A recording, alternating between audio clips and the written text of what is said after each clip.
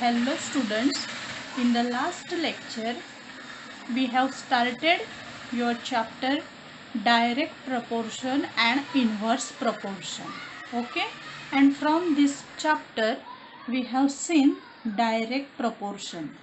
मागच्या लेक्चरमध्ये आपण डायरेक्ट प्रपोर्शन हा पॉईंट बघितला होता आणि त्याच्याशी रिलेटेड जे एक्झाम्पल्स आहेत त्यांचा स्टडी केला होता. Okay, so today we are going to see or study about the inverse proportion. Now see, for example, now see here, number of workers are given over here. Here 4, then 6, then 10 and then 15, and in the next row number of days to complete work. काय दिले दुसऱ्या column मध्ये, sorry row मध्ये, number of days to complete work. एक काम करण्यासाठी त्यांना किती दिवसांचा कालावधी लागतो ते तुम्हाला दिलेलं आहे. सो 4 वर्कर्ससाठी एक काम करण्यासाठी 60 डेज लागतात. लक्षात आलं. Then 6 workers need 40 days to complete the work.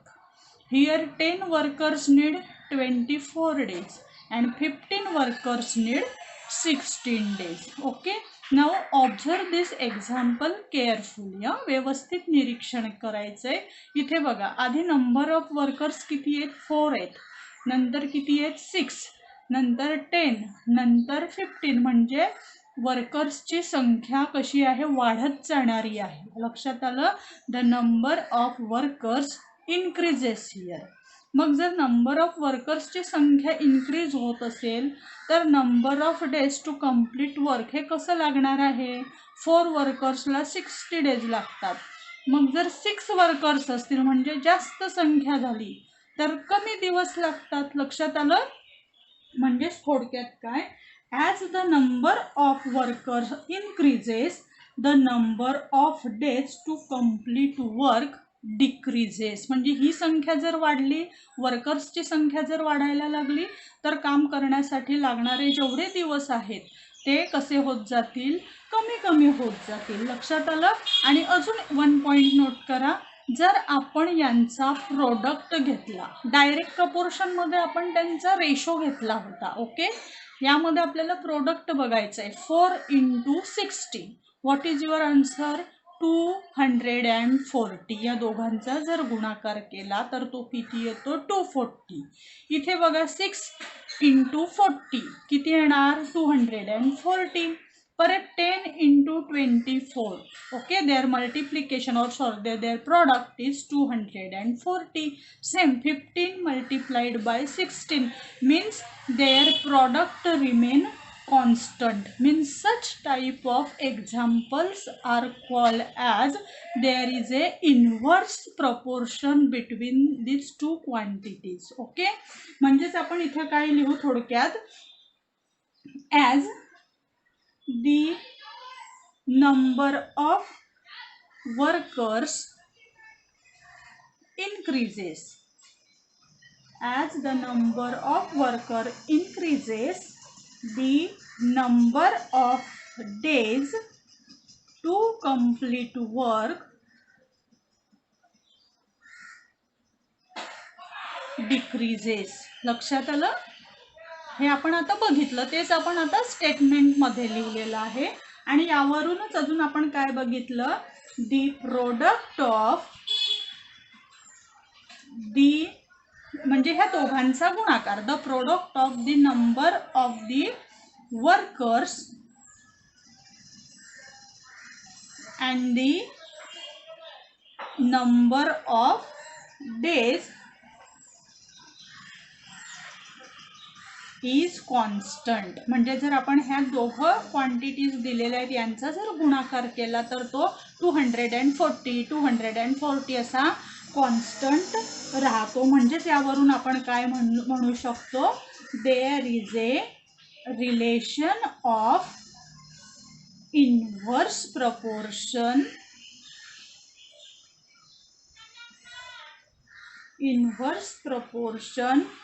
between the two quantities. कळलंय तुम्हाला? म्हणजे इन्व्हर्स प्रपोर्शन काय आहे हे थोडक्यात तुम्हाला या ठिकाणी कळलेलं आहे हां. सो यावरून आपण आता एक एक्झाम्पल बघणार आहोत म्हणजे तुम्हाला आयडिया येईल हां.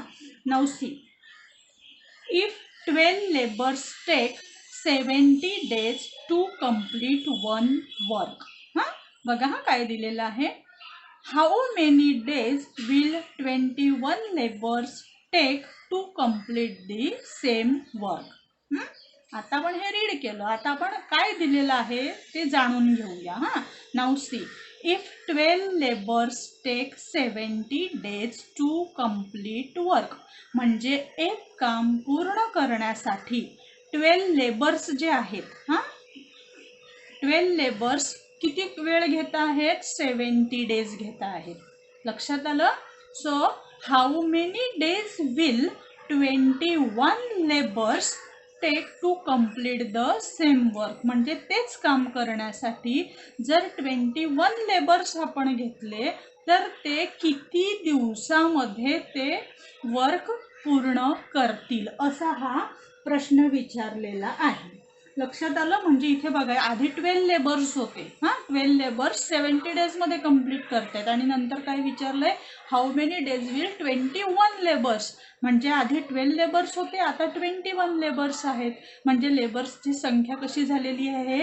इन्क्रीज झालेली आहे. लक्षात आलं? The number of labours is increase, hence the work will be completed in less number of days. लक्षात आलं? म्हणजे मग काम किती कमी दिवस, जास्त लेबर जर लावले कामाला तर कमी दिवसामध्ये आटपेल. लक्षात आलं? So here only write down, this is an example of inverse proportion. हां हे लिहून घ्यायचं आधी, इन्व्हर्स प्रपोर्शन हां. So here write down. आता बघा इथे आपल्याला काय विचारलंय, हाऊ मेनी डेज. आता आपल्याला हे माहिती आहेत का days, that we have to find out. Will 21 labours take to complete the same work, म्हणजे याच्यासाठी आपल्याला हे हाऊ मेनी डेज आहेत याच्यासाठी काहीतरी लेटर ॲझ्युम करावं लागेल, मानावं लागेल हां. So here write down, let X number of days will require to complete the work. हां आपण हे एक्स डेज मानून घेऊया. लक्षात आलं? म्हणून मग आता आपल्याला इक्वेशन मांडायचं आहे हां. We have to make an equation. So 12 labours 70 डेजमध्ये, म्हणजे 12 into 70 equal to 21 labours X डेजमध्ये. लक्षात आलं? हे एक्स आपल्याला फाइंड आउट करायचं आहे. मग आता नेहमीप्रमाणे आपण इक्वेशन सॉल्व करतो त्याप्रमाणे आता see, this 21 is multiplied to X here. So what we are going to do now, we divide both sides by 21. लक्षात आलं?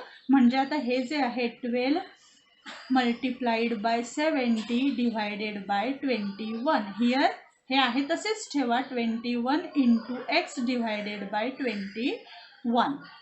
आता बघा इथे हे 21 आणि 21 कॅन्सल होतील.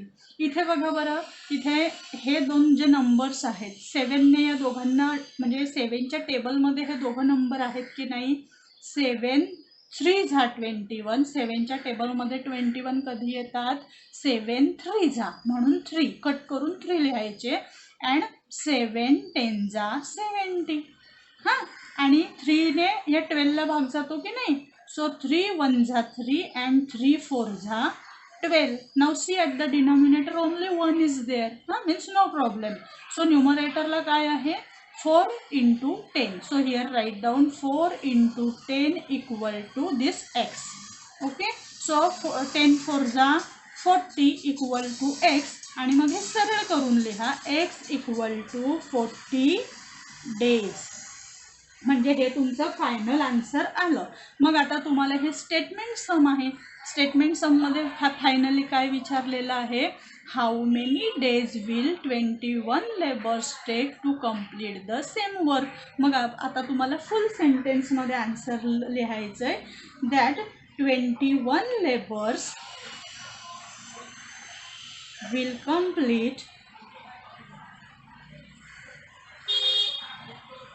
will complete the same work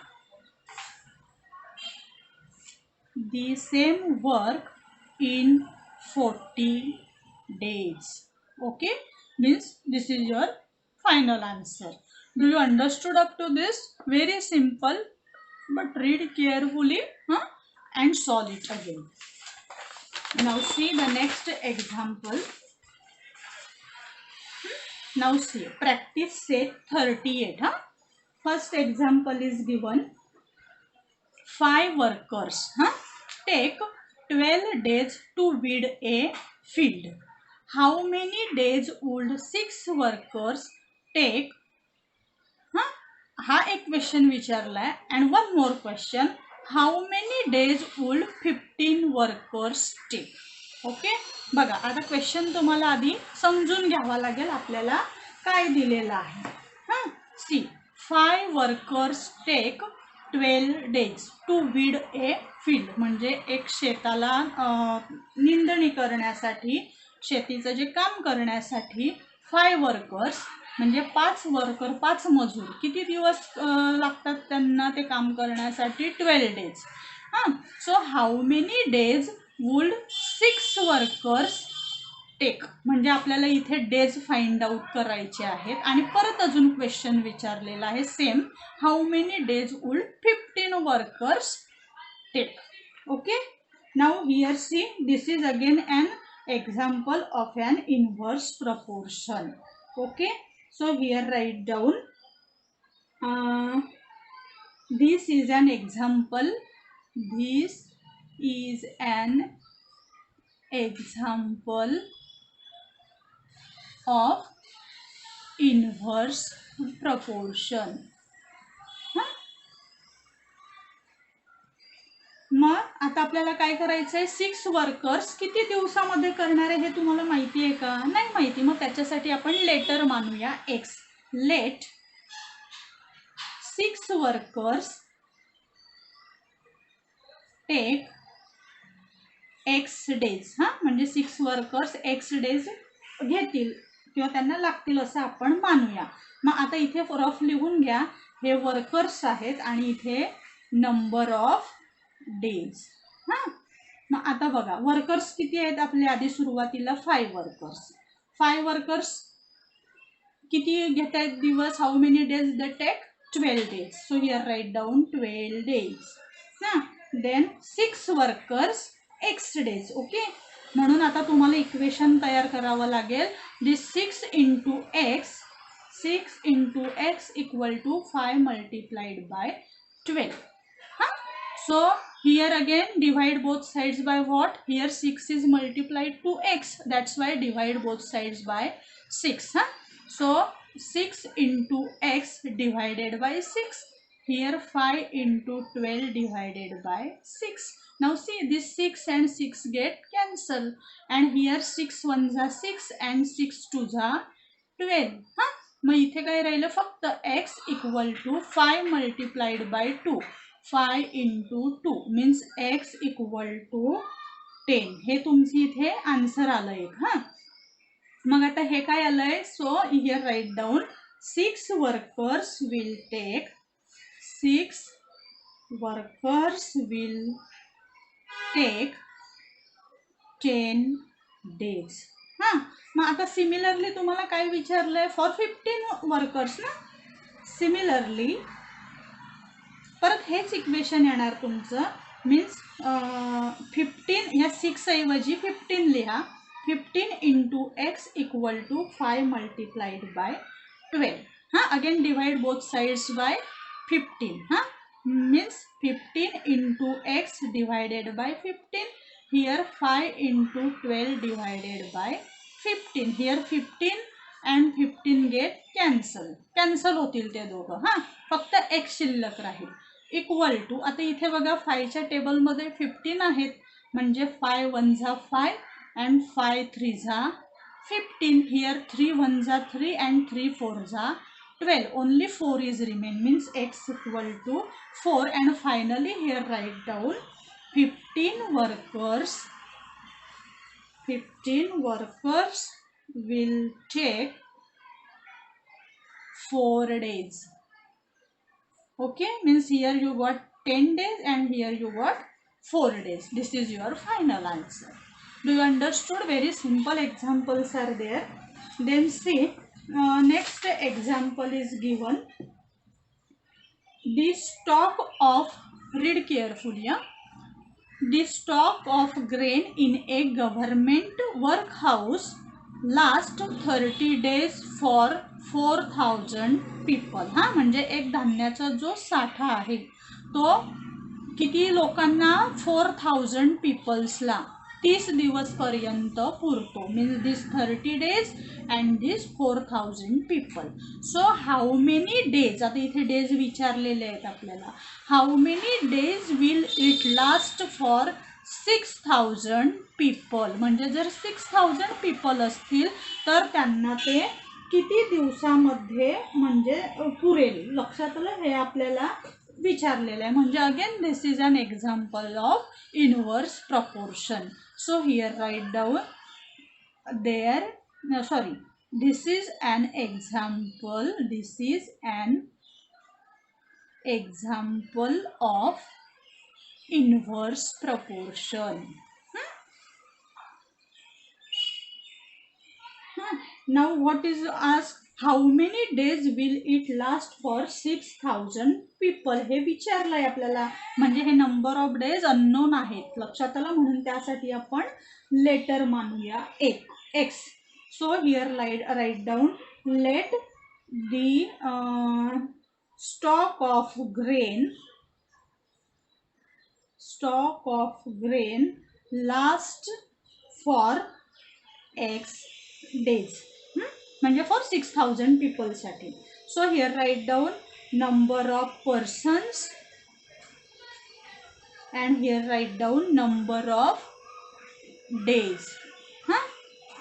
so see here 4000 people, 4000 पीपल्सला किती दिवसामध्ये पुरतोय तो 30 days मध्ये. Okay, 30 days. So for 6000 people that we have to find out x day. So here this 4000 into 30 equal to this 6000 into x. Okay, now see again what we are going to do now.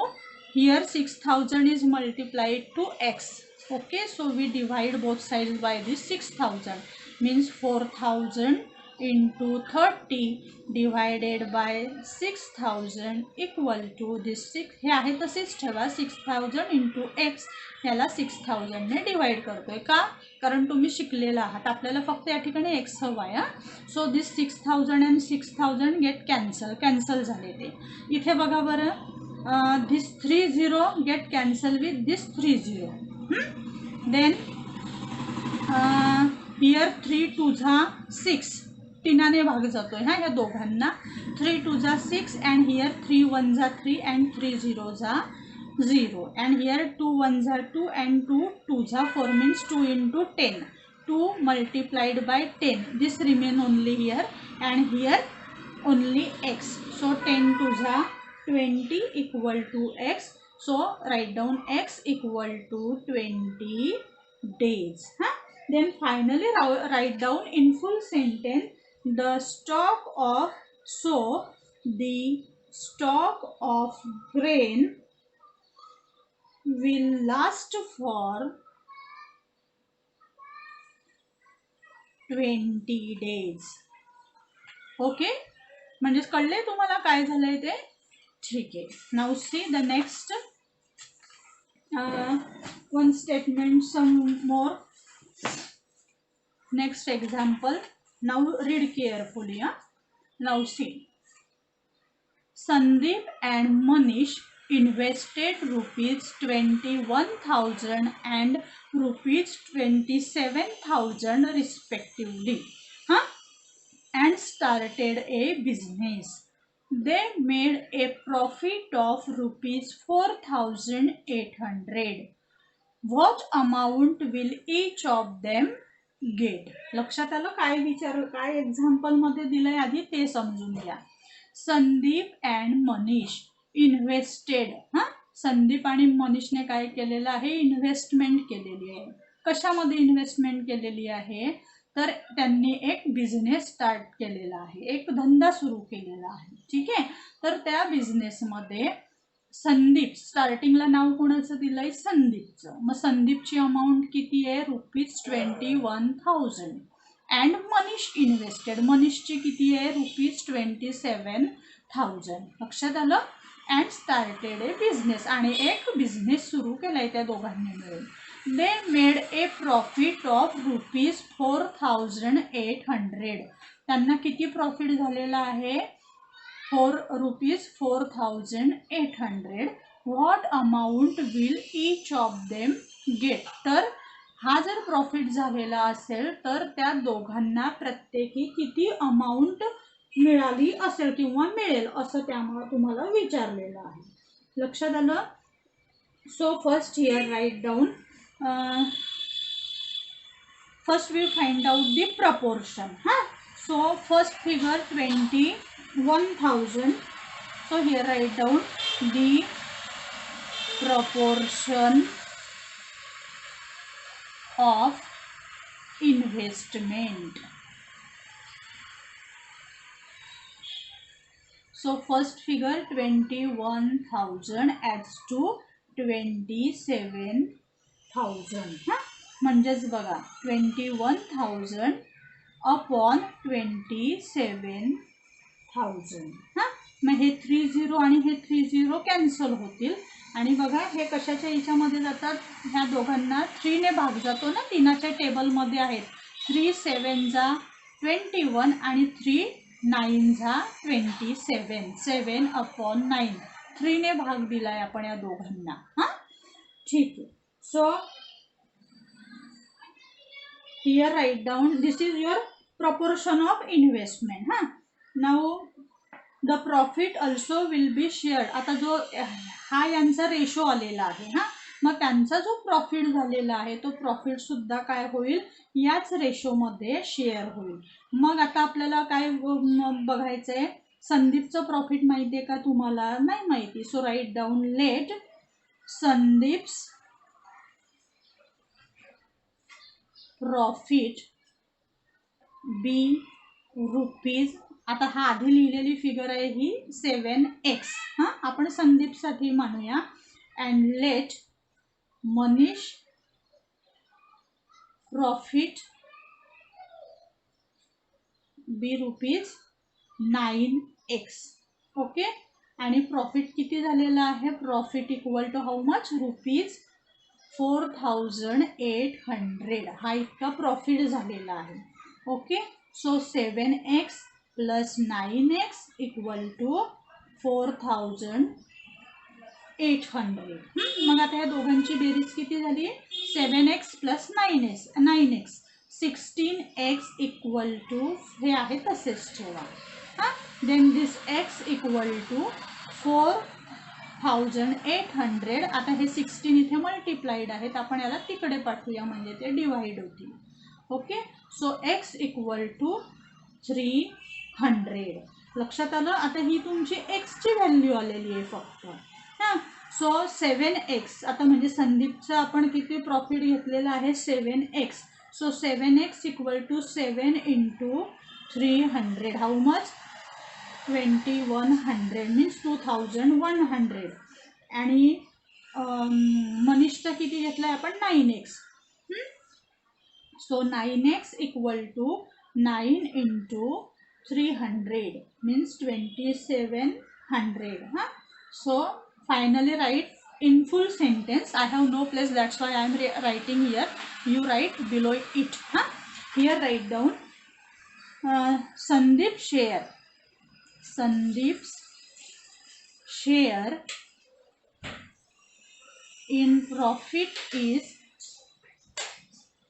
₹2,100. And Manish is ₹2,700. Okay, means this is your final answer. Now see the next example from your practice set 39 is given over here. Now read carefully. Suresh and Ramesh together invested rupees 1,44,000 in the ratio 4:5 and bought a plot of land. After some years, they sold it at a profit of 20%. What profit did each of them get? तुम्हाला example कळलं? बघा काय दिलं आहे. Suresh and Ramesh together invested rupees 1,44,000 in the ratio 4:5 and bought a plot of land. Suresh आणि रमेश या दोघांनी मिळून काय केलेलं आहे, ह्या अमाऊंटमध्ये म्हणजे रुपीज 1,44,000 मध्ये आणि रेशो काय 4:5 त्यांनी काय केलेलं आहे, एक जमिनीचा प्लॉट खरेदी केलेला आहे. लक्षात आलं. आफ्टर सम इयर्स काही वर्षानंतर they sold it at a profit of 20%. म्हणजे काही वर्षांनी काय केलंय, त्यांना काय 20% प्रॉफिटने तो प्लॉट विकून टाकला. So what profit did each of them get. तर प्रत्येकाला किती प्रॉफिट मिळाला आहे असं या ठिकाणी आपल्याला विचारलेलं आहे. मग आता इथे आधी तुम्हाला काय दिलेलं आहे, त्यांची इन्व्हेस्टमेंट. त्यांनी काय इन्व्हेस्टमेंट केली आहे दोघांनी मिळून ते लिहून घ्या. Investment equal to rupees 1,44,000. त्यांना प्रॉफिट किती झालेला आहे, profit equal to 20%. So here write down profit equal to this 20% means 20/100 into total investment किती आहे त्यांची 1,44,000. लक्षात आलं. म्हणजे आपण हे 20 या 20 बरोबर कॅन्सल होतील आणि यांचा जर आपण गुणाकार केला तर तो किती येणार आहे, हा एक 0 आहे ना, मीन्स 28,800. लक्षात आलं. हा त्यांचा प्रॉफिट आलेला आहे. नाऊ दिस प्रॉफिट तो शेअर झालेला आहे ना त्यांचा profit. So the profit is to be shared. त्यांना रेशो दिलेला आहे आपल्याला, shared in the ratio 4:5. Okay. सो आपण त्याच्याविषयी मानून घेऊया. Let the profit receive by Suresh. आधी सुरेशचं नाव दिलंय, मग सुरेशचं लिहून घेऊया. सुरेश बी रुपीज 4x. 4x का, कारण तो रेशो काय दिलाय 4:5 म्हणून 4x. अँड परत let the profit received by Ramesh B. इथे 5 आहेत ना, 4:5, that's why rupees 5x. So 4x plus 5x equal to, आपण प्रॉफिट किती काढला हा 28,800. लक्षात आलं. ठीक आहे. So 4 + 5 9x equal to 28,800. So x equal to हे आहे तसेच ठेवा आणि हे 9 काय आहेत, या एक्सला मल्टिप्लाइड आहेत, त्याला तिकडे पाठवूया तर ते डिवाइड होतील. So write down that's why 9 here. आणि जर आपण 9ने या संख्येला भाग दिला, if we divide this number by 9 then we get 3,200. This is the value of x. Now we have to find out this 4x and 5x. Okay. So here write down 4x equal to 4 into x ची value किती find out केली आपण 3,200. Okay. So what is the multiplication 12,800 and then 5x equal to 5 into x ची value किती 3,200 equal to how much 16,000. Okay. So finally this is 4x means this is the profit of Suresh and this is the profit of Ramesh. So finally write in the full sentence. What you will write now? Suresh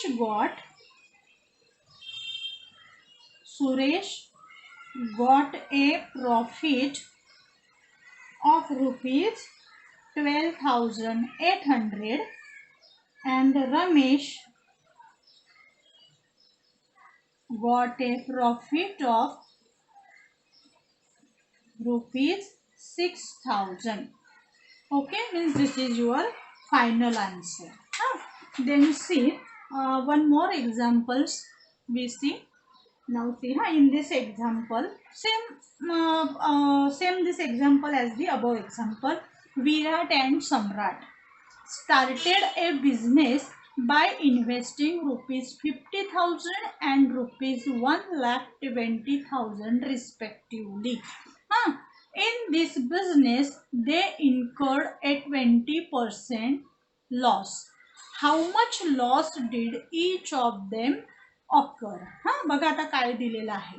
Virat and सम्राट, विराट आणि सम्राट या दोघांनी काय केलेलं आहे, started a business, एक business सुरू केलेला आहे दोघांनी मिळून. By investing rupees 50,000 and rupees 1,20,000 respectively. आता बघा स्टार्टिंगला नाव कोणाचं आहे, विराटचं, म्हणजे विराटची अमाऊंट ही स्टार्टिंगची किती 50,000 त्याने इन्व्हेस्ट केलेत आणि सम्राटने किती इन्व्हेस्ट केलेत 1,20,000 आणि इन्व्हेस्ट करून त्या दोघांनी एक बिझनेस सुरू केलेला आहे. In this business they incurred a 20% loss आणि ह्या बिझनेसमध्ये त्यांना लॉस झालेला आहे 20% इतका.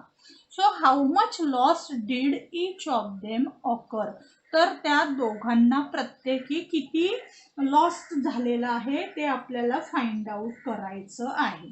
Okay, so first we find out the ratio of the investment. So here first write down the ratio of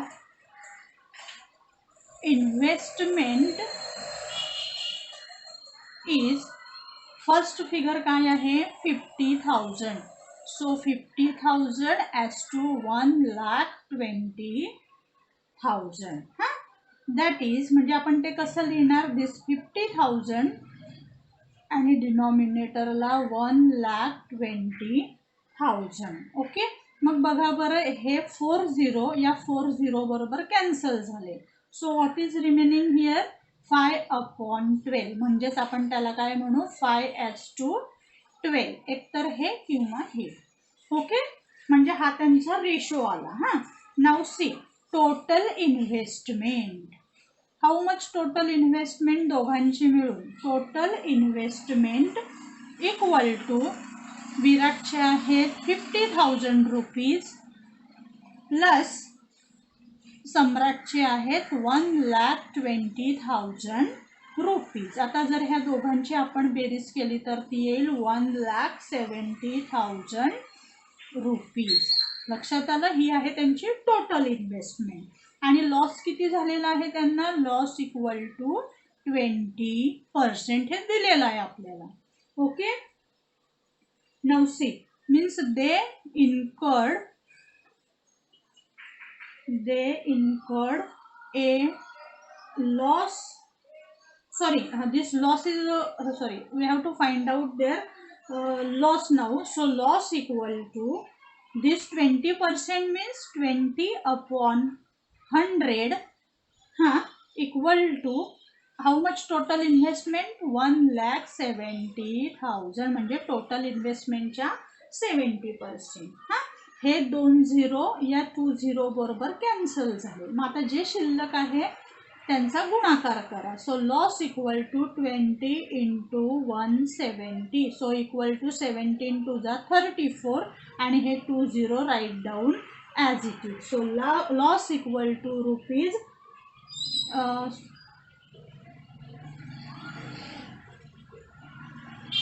34,000. Okay,